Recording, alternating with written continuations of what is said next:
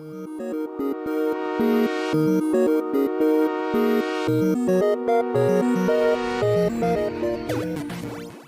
is up, guys? It is Kenniron here. I do have a bit of a cold, so forgive me if I sound a little off, but this video is going to describe to you the top 10 best shows ever. I of course mean only shows with a linear story, and nothing like Family Guy, SpongeBob, or even, like the Smurfs or something? Heck, I don't know. Don't ask me to perform basic thought right now. I don't think I reveal any huge details about these shows, but I will issue a spoiler alert just to be safe. So let's get down to business. In at number 10 we have Gotham. So, let's get something straight. I've never, and I repeat, never been into this whole trend of superhero shows. There's too many of them. I can't do it. I have watched a few episodes of The Flash, and I do like Daredevil, but it was Gotham that started it all. It just has a certain charm about it. Is it the interesting villain backstories, Jim's struggle to the top, Bruce and Selina's childhood friendship? I have no frickin' idea. All I know is, it works. Something about it just works. It's a fresh new take on the Batman universe, and it opened me up to appreciate other superhero shows. Although I have yet to see Season 3, I still love to hear about what's going on. In at number 9 we have Scream, and not the Wilhelm kind. Who would have ever thought a slasher show would work? Because I honestly didn't. A slasher movie works, even those with ridiculous amounts of sequels, but a show would be a bit risky, especially considering that most of the main cast has to die in order to keep things interesting. But I will say, a lot of the fun is trying to guess who will die and who really is the killer. The show has absolutely nothing to do with the original movies. There might be a mention to the town or to the Sydney lady, but it's not important to the story. At first, I was very skeptical about certain aspects, especially regarding the change of the mask in the show from the iconic mask in the movies, and some of the plot elements feel a bit wacky and strange, but it's well-rounded overall. It delivers surprisingly well on scares, suspense, and drama, and is a very unique take on the slasher genre and shows in general. Number 8 is Attack on Titan. Do you like to see people flipping out in fear? Giant retards flopping around like fish with legs? What about borderline cannibalism? If you answered yes to all of these questions, then you are a perfect fit for the wacky waving inflatable arm flailing tube man program. I mean, you're a perfect fit for the Attack on Titan fandom. Even though some of the episodes are nothing but people crying about dying, there's a certain level of realism that this show brings to the table. I'll be the first person to tell you, I'm not all that into anime. Now don't hate me now, because I do like some, but they usually seem a bit far-fetched for me. What I like about Attack on Titan, however, is that they'll spend like 4 entire episodes covering the same battle. That allows for so much level of detail. You get to know the ins and outs of each and every character involved, at least before they're mindlessly consumed or swatted away like flies. They are not afraid to kill off characters in this series, so don't get too attached to anyone. I'm waiting for Season 2 to come out on DVD before I start watching it, but I am interested to see what's in store for Eren. Number 7, Supernatural. My gosh, has a fandom never been so powerful. They have a supernatural GIF, the GIF word. They have one of those for literally everything. I don't know how they do it. There's a lot of reasons to like this show. Personally, fellas, I like how it blends horror, drama, and humor all into one. And let me tell you, there is some funny crap going down in each episode. Show me the booty, give me the booty, I want the booty, back up the booty, I need the booty, I like the booty, oh what a booty. Wow, that's That's interesting. Anyway, I'll give a little summary on what's so great about it. Heartfelt story, monsters, and Misha Collins. So go check it out for yourselves, you lazy bums. Making its way to the number 6 spot is Daredevil. As I said before, my appreciation of Gotham led me to watch Daredevil. I'm still in the middle of Season 2, but let me tell you, it's got some great story, action, and characters. Now, a lot of times, a movie and or show is only as good as its villains, and that's probably the strongest aspect of Daredevil.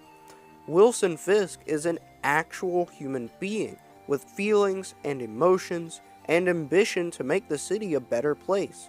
Fisk is so well written and acted out that you almost want to root for him. And considering the Punisher is the antagonist of Season 2, you actually do root for him more than you do Daredevil, which in this case is a good thing. Although given the Punisher seems to be a little more well known and a little more popular, at least from what I've seen, it's understandable that you'd rather root for him than Daredevil.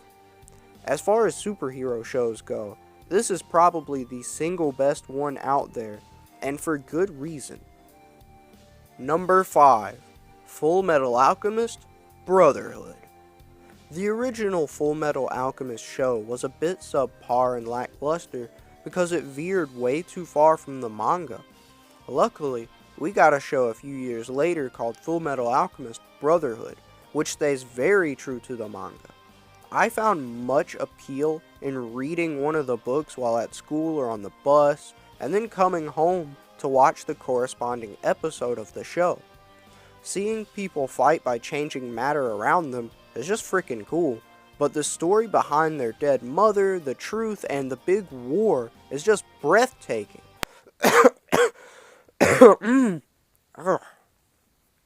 Breathtaking. What? I told you I have a cold. If you still aren't completely sold on this show, then check this out. A cute dog. A super cool suit of armor possessed by the soul of Edward's brother, Alphonse. Another cute dog. You get the message. Watch the dang show already. Stomping its way into the number 4 spot is Godzilla the Animated Series. Did you not get enough of that terrible 1998 Godzilla movie? Well, here's a show that continues the story from it. Although I will say, the movie wasn't bad, it just wasn't traditional Godzilla. Then again, neither is Godzilla lately. Back on topic, this monster of a show shows Nick Totopoulos, Totopoulos, there we go. Anyway, it follows Nick Totopoulos and his ragtag team of scientists and a French spy as they raise Godzilla like a pet and teach him to do tricks. Okay, Patches, now fetch! Ah! Oh my god, drop it, drop it, drop it, drop it! They also follow him around as he fights other mutations, aliens, and even his cyborg mother. Dang, that's kinda dark actually. You guys can probably guess why I love this show. It's because I just love Godzilla in general. But it is in all legitimacy a good show, whether you're into giant kaiju or not. Flying its way into the number 3 spot is Avatar: The Last Airbender. This has got to be the best show Nickelodeon has ever aired. Ever. Now, some of you might claim I'm a heretic for not giving SpongeBob that title, but honestly, SpongeBob went downhill after Season 4, but I digress. The Last Airbender is the story of a world ravaged by war. You know what? Why am I telling you when I can just show you the intro? Water, earth, fire, and air. You see, a long time ago, these dang 4 nation thingies, they lived together in peace and harmony, and then the Fire Nation decided to attack, and kabooski!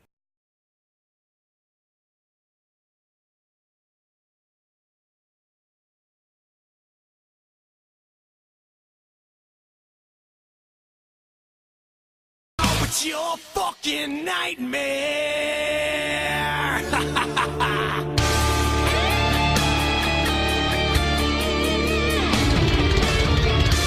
How amazing is that?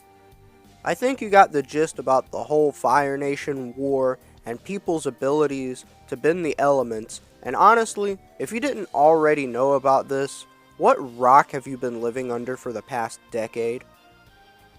Blasting its way to number 2 is Ruby. Alright feminists, time to start foaming at the mouth because Ruby has 4, count them 4, lead female roles. RWBY, commonly called Ruby, is a show originally created by the late Montiome, RIP. While it's technically considered an anime style show or a western anime, you really can't get much closer to an actual anime than this. I mean, seriously, it was created in the same style, it has the same, signature weird physics that animes tend to have, a somewhat convoluted story arc, and it was literally made by a Japanese guy just in America. But just because of the America part, it's not technically considered a full-blown anime. Yeah, it's an anime. It's just an anime. I'm just going to call it that. Okay, so that rant is over. Let me try this again. Ruby is an anime created by the late Montiome, RIP, and is about a world filled with monsters called the Creatures of Grimm that feed off of fear and anguish, and people build happy kingdoms to ward the monsters off.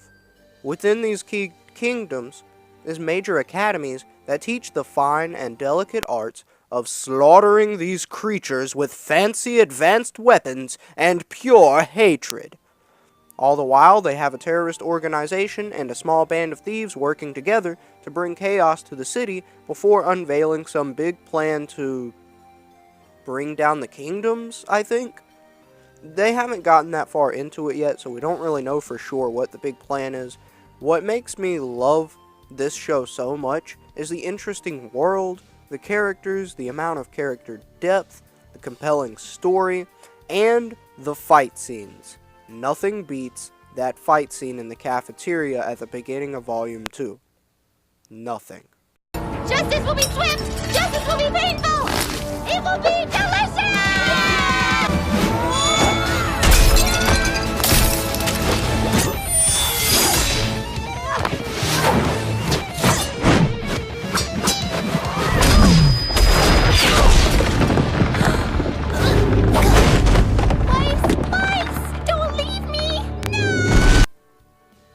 So number 1 is without a doubt Red vs. Blue. The longest running web series to this day is Red vs. Blue. Created by Rooster Teeth, it generally takes the multiplayer gameplay from the Halo franchise and builds an epic story with it. With 15 seasons, there is a diverse cast of characters, outrageous one-liners, running gags, great action scenes, and super sad endings that never get any better. I mean, characters die left and right, and while it's occasionally used as running jokes, sometimes they don't come back. And when you spend several seasons getting to know these characters, it becomes emotionally demoralizing. But that's one of the reasons I love it. Also, the late Montiome, RIP, created the amazing fight scenes shown in Seasons 7 through Seasons 10. And as if the show isn't awesome enough, it's officially canon to the Halo universe.